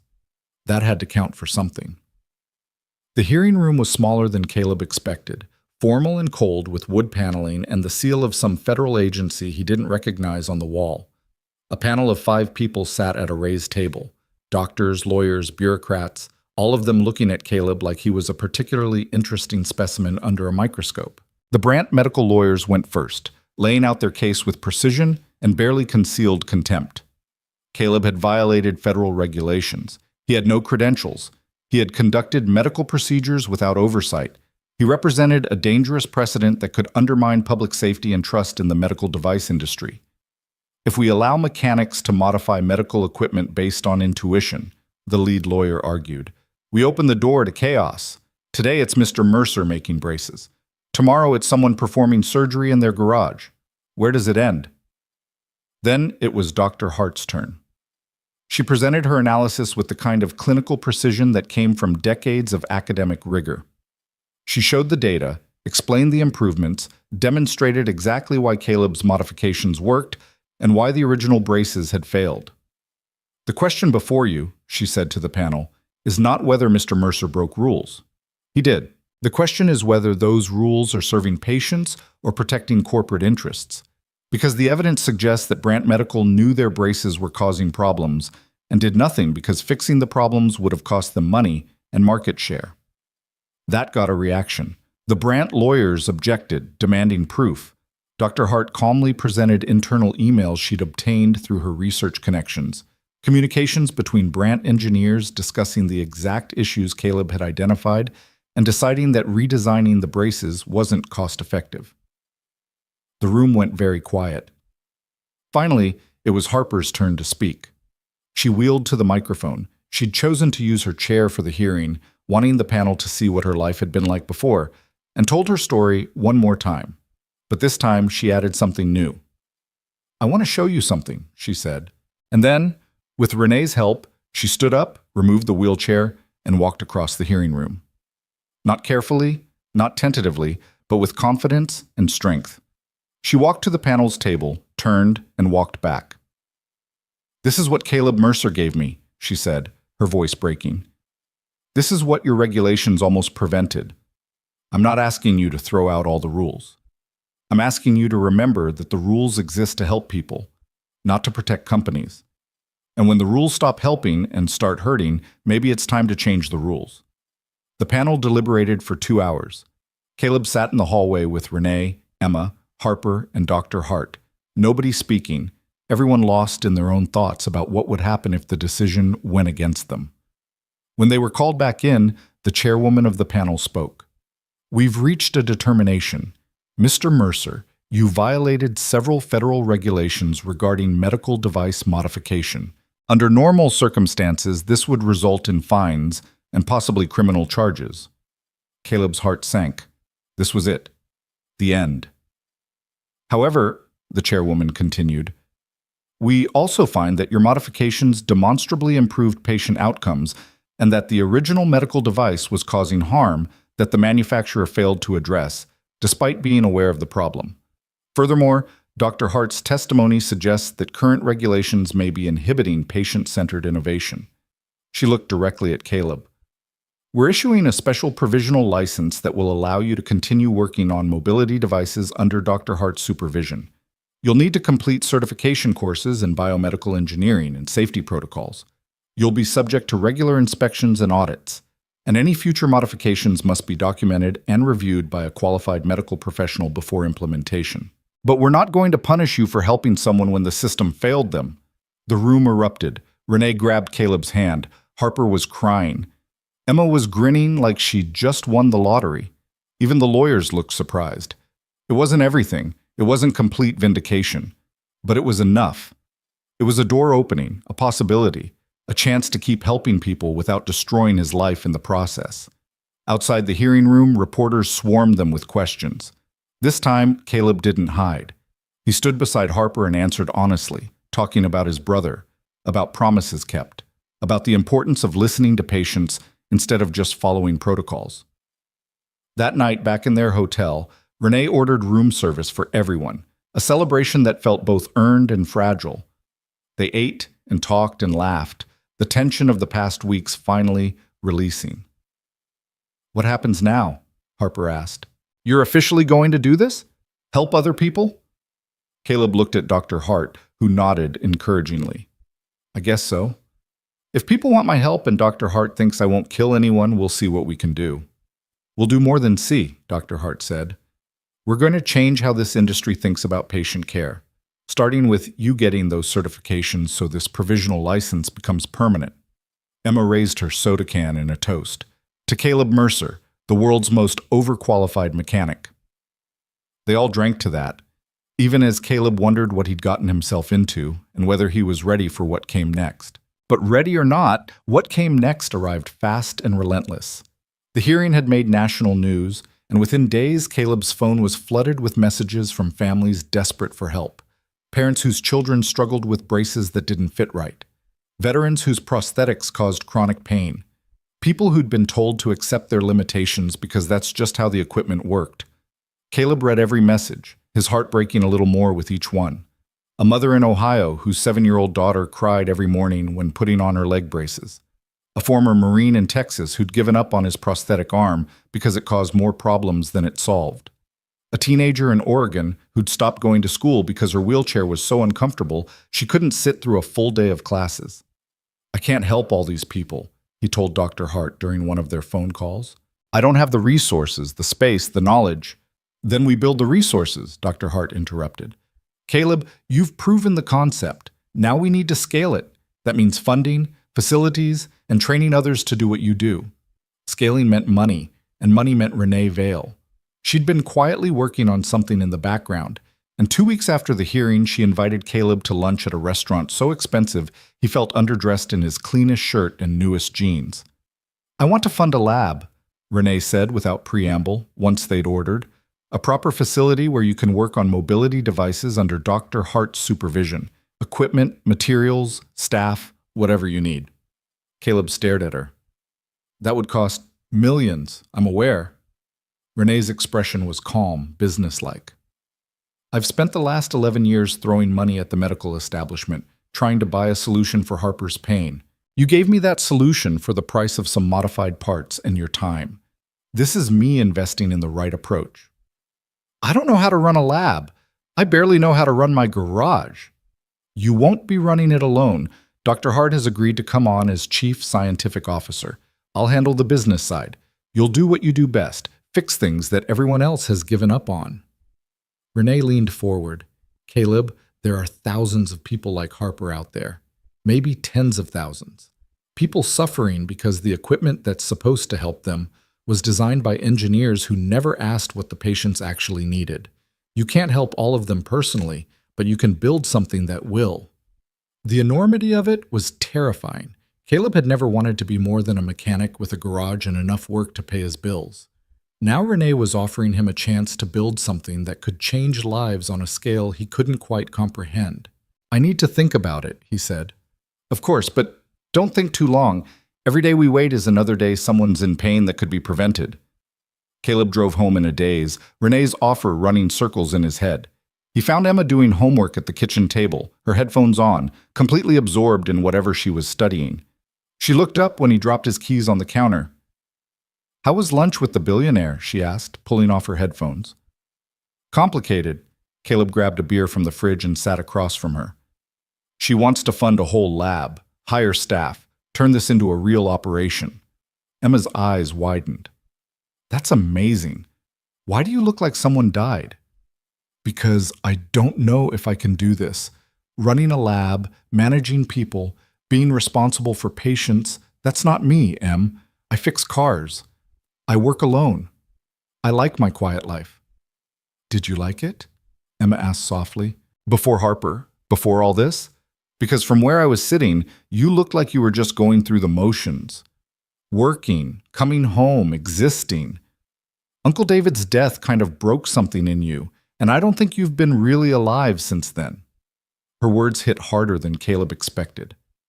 Had he just been existing, going through the routine of life without really living it? "Helping Harper brought you back," Emma continued. "I saw it. You had purpose again. You cared about something beyond just getting through the day. And yeah, this is scary and complicated and way bigger than anything you've done before. But Dad, you're good at this. You're really, really good at seeing what other people miss and fixing what everyone else says is unfixable. Don't waste that because you're scared." Caleb looked at his daughter, this 14-year-old kid who somehow had the wisdom of someone twice her age, and felt pride and gratitude wash over him. "When did you get so smart?" "I keep telling you, I've always been smart. You just forget sometimes." She grinned. "So are you going to do it?" "I think I have to. Uncle David would never forgive me if I didn't." The next morning, Caleb called Renee and accepted her offer. Within a week, she'd purchased a building in a light industrial area of San Diego. Nothing fancy, but spacious and well lit, with room for equipment and workstations. Dr. Hart flew down to help with setup, bringing an enthusiasm that made Caleb feel slightly less terrified about the whole thing. "We'll start small," Dr. Hart said, walking through the empty space with a measuring tape and a notebook. "Basic tools, a few workstations, materials storage. As we prove the concept and get more funding, we expand. But the core principle stays the same. Listen to patients, understand their actual needs, design solutions that work with their bodies instead of against them." They named it Mercer Mobility Lab, though Caleb argued unsuccessfully for something that didn't have his name in it. Renee insisted that his name carried weight after the hearing, that people would trust a place named after the mechanic who'd helped her daughter when no one else could. The build-out took 6 weeks. During that time, Caleb started his certification courses in biomedical engineering, studying at night after working at the garage during the day. The material was dense and technical, full of concepts he had to wrestle with, but Dr. Hart was patient in explaining things, and Caleb discovered he had a talent for the practical applications, even if the theory sometimes escaped him. Emma helped where she could, quizzing him on terminology and biomechanics, turning his study sessions into competitions to see who could remember more details. It was good, having her involved, watching her take pride in what her father was building. Harper became a fixture at the lab during setup, offering input on design from a patient's perspective. She tested every piece of equipment, every workstation height, every element of the space to make sure it would be accessible and welcoming to people with mobility challenges. "Most medical facilities are designed for able-bodied people," she explained to Caleb one afternoon. "Tall counters, narrow doorways, furniture that's hard to get in and out of. If we're going to help people, we need to make sure they feel comfortable here." Her insights were invaluable, catching things Caleb and Dr. Hart would never have considered. The result was a space that felt less like a medical facility and more like a workshop, functional and welcoming, with natural light and comfortable seating and an overall atmosphere that said, "You're safe here." The first official patient arrived 3 days after the lab opened. Marcus Chen was a 12-year-old boy with cerebral palsy, his leg braces causing pain similar to what Harper had experienced. His mother had driven 6 hours from Los Angeles after seeing Harper's story on the news. The doctors say the pain is normal, Mrs. Chen explained, her hand on her son's shoulder. They say he needs to strengthen his muscles, that he's not trying hard enough. But I watch him struggle every day, and I know something's wrong. Caleb examined Marcus's braces using the same methodical approach he'd used with Harper. The problems were different. Marcus's braces were too rigid, not allowing for the natural variation in his movements, forcing his body into positions it couldn't comfortably maintain. But the underlying issue was the same: equipment designed for a theoretical patient rather than the actual human wearing it. I think we can help, Caleb said, but it's going to take some time. I'll need to take detailed measurements, understand how Marcus moves, figure out what adjustments will work best for him specifically. The relief on Mrs. Chen's face was almost painful to witness. How much will it cost? We don't have a lot of money. Nothing, Renee said, appearing from the office area. She'd been working there most mornings, handling the administrative side of the operation.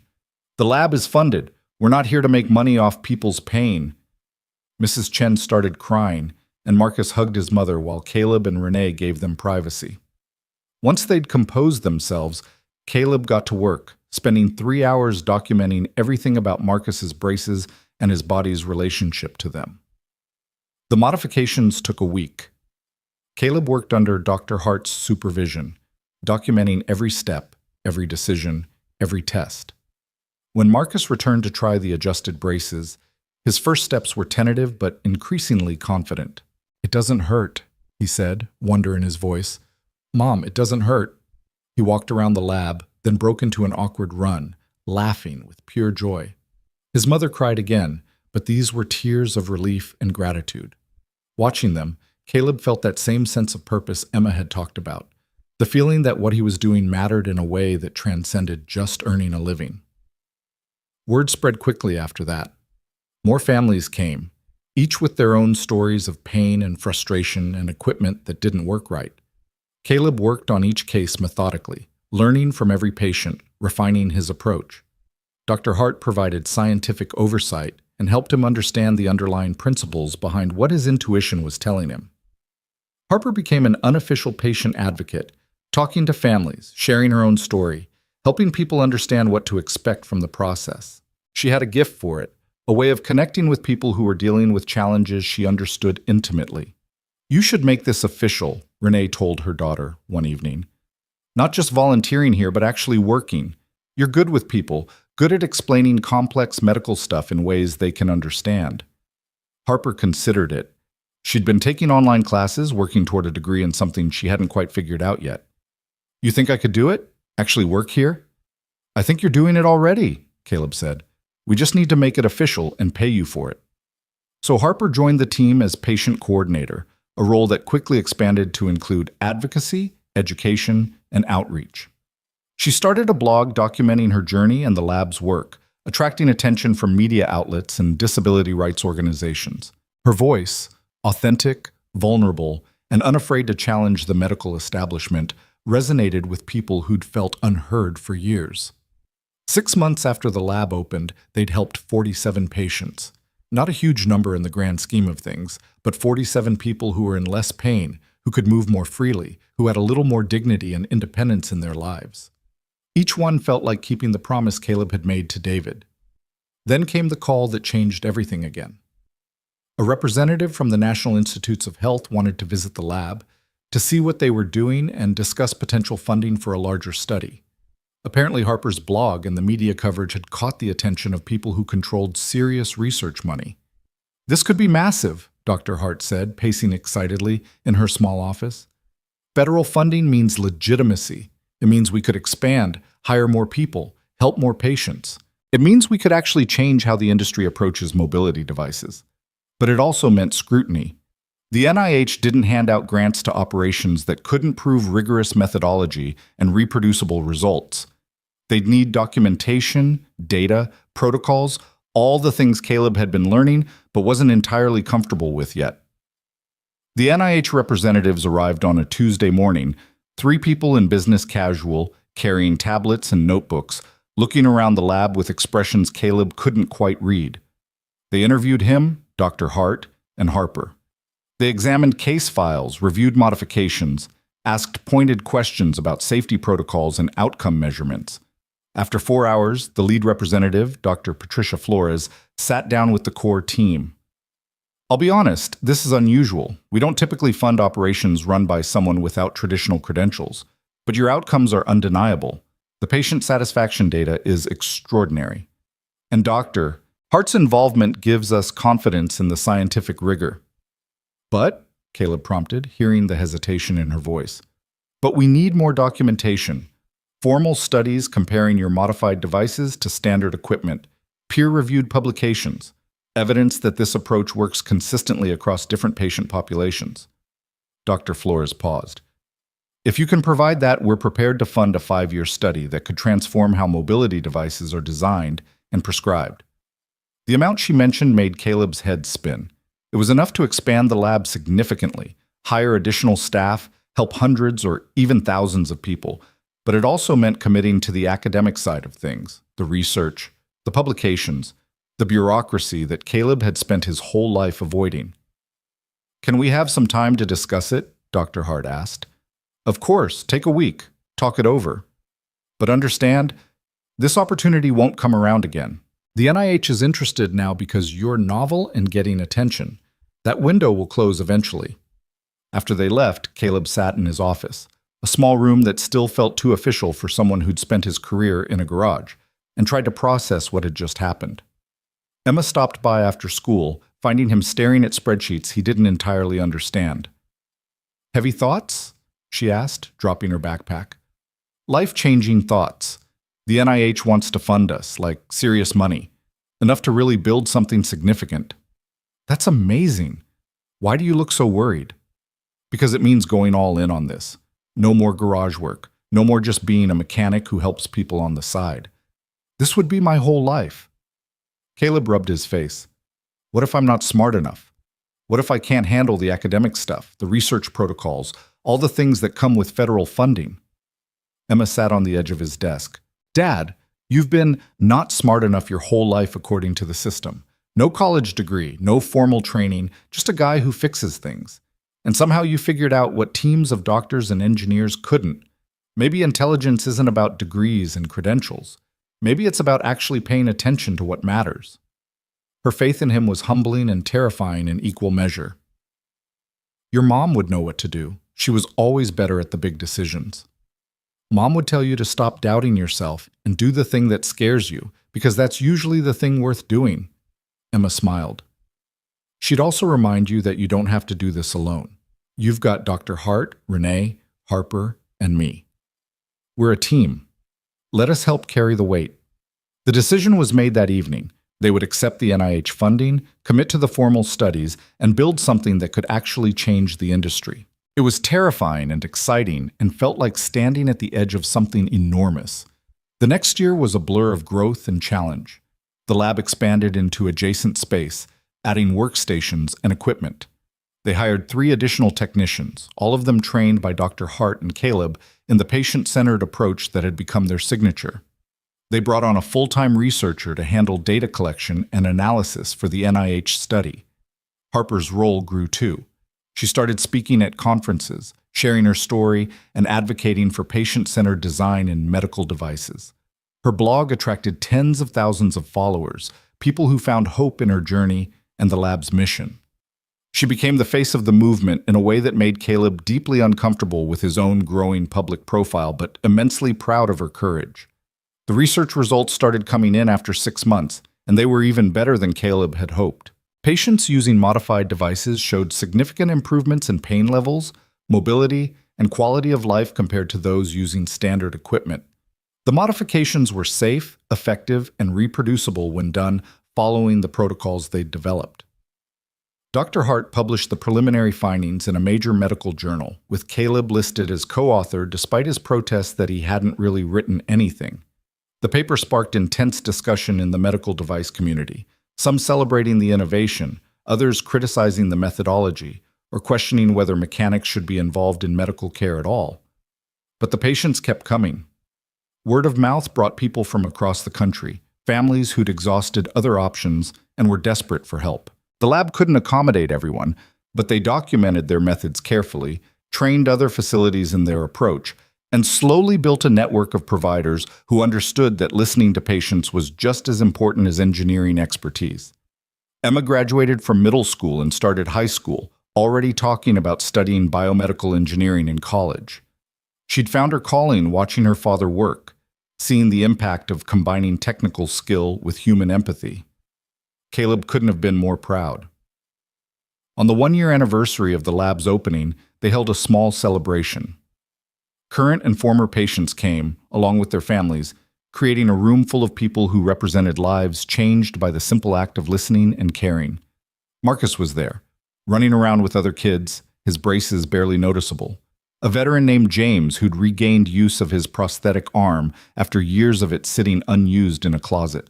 A young woman named Sophia, who'd gone back to college after modified braces, finally let her navigate campus without constant pain. And Harper, of course. She stood to speak, her mother beside her, both of them looking at Caleb with expressions of gratitude and affection that made him deeply uncomfortable and deeply grateful simultaneously. A year ago, I walked into a garage in pain, Harper began. I'd been in pain for so long I'd almost forgotten what it felt like to not hurt. Caleb looked at me, really looked at me, and saw something everyone else had missed. He saw that my pain wasn't inevitable. It was fixable. She paused, collecting herself. But what we've built here is about more than fixing braces or prosthetics. It's about fixing a system that forgot to put patients first. It's about proving that expertise isn't just about credentials.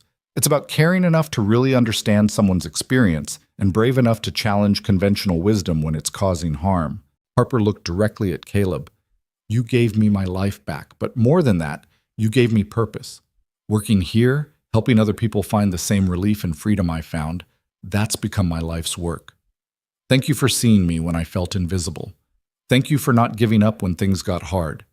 Thank you for keeping your promise to your brother by helping me and everyone else who's walked through these doors. The room applauded, and Caleb had to blink hard against tears. He wasn't good at this.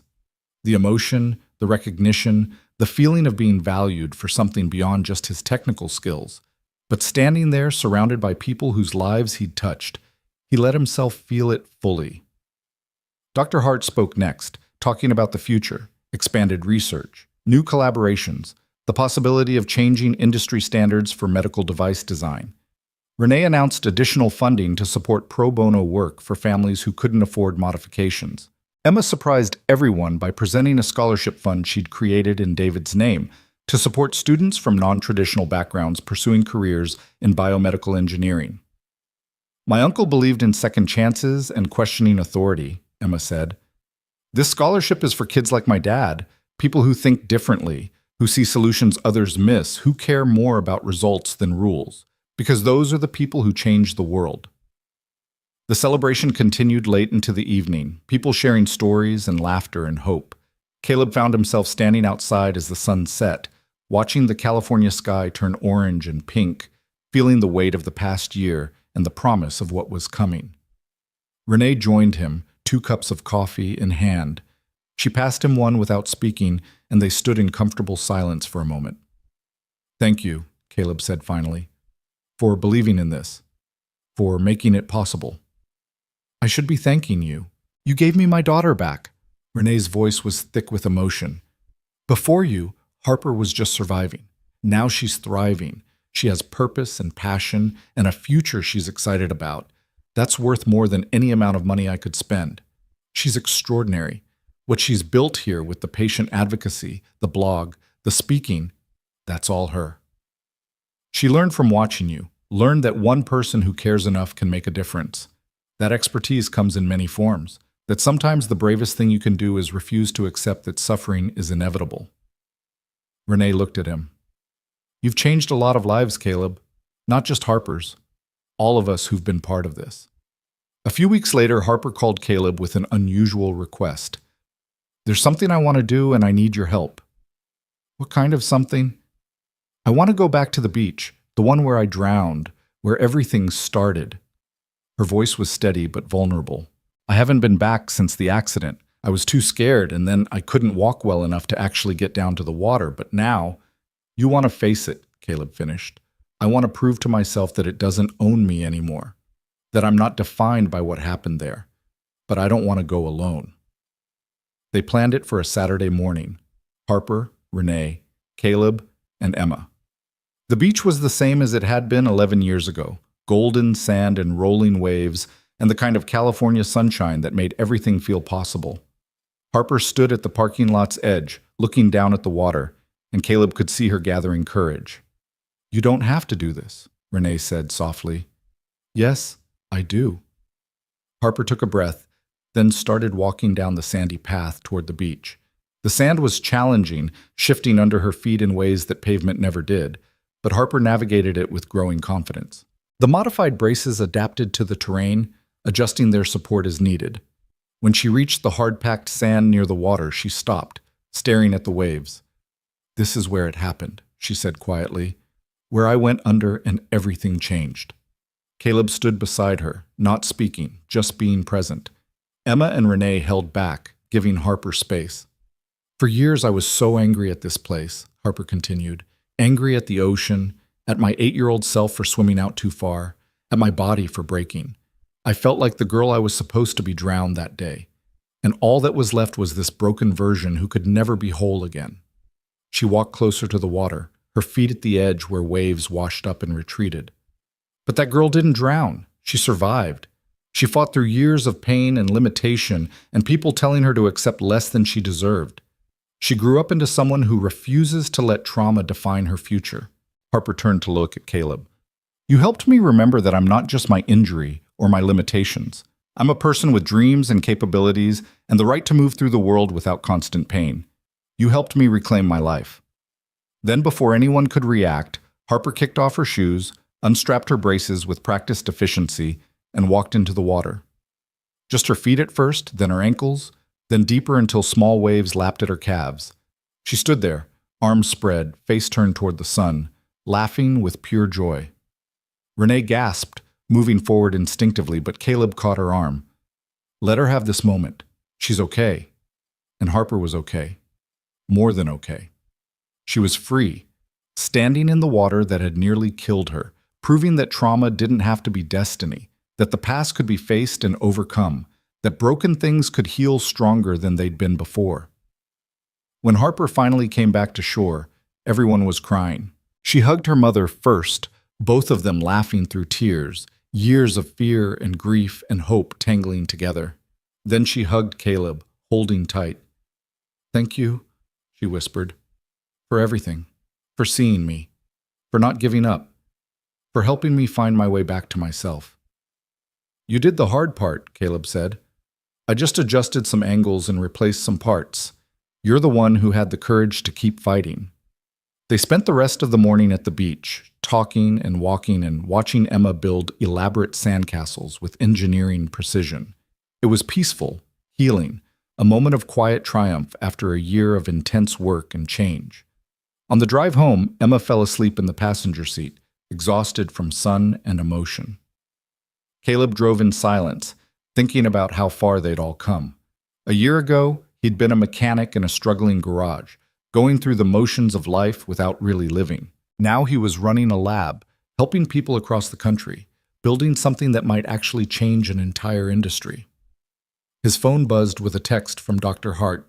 "Dr. Hart, NIH just approved the full 5-year funding. We're official. Time to change the world." Caleb smiled, glancing at Emma's sleeping face, thinking about Harper standing in the waves, remembering David and the promise made in a hospital room 5 years ago.